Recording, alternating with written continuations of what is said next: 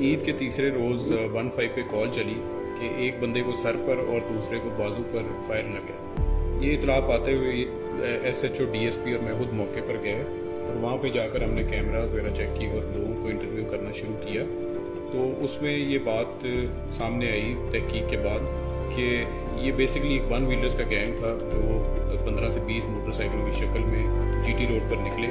और जब वो बट स्पीड से सामने आए तो इनमें से एक बंदा ज़ुहैब, उसने पिस्टल निकाल कर फायर किए। 3-4 फायर करने के बाद उसका जो है चेम्बर में गोली फंस गई। जब वो उसको क्लियर करने लगा तो उस एक्सीडेंटल फायर से उसका साथी जो है बिलाल उसके सर पे लगी और वो इवेंचुअली जाके फौत हो गया। और इसको एक डिफरेंट रंग देने के लिए या हालात को मशकूक बनाने के लिए उसने एक खुद साख्ता फायर अपने बाएं बाजू पर भी मार लिया।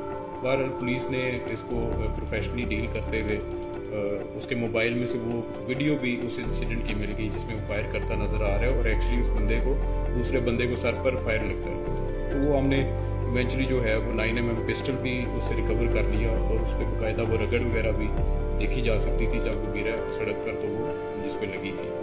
तो इसमें फिर जो है बाकी गैंग, वन व्हीलर गैंग जो था उसके बाकी लोगों को भी हमने नामजद किया है।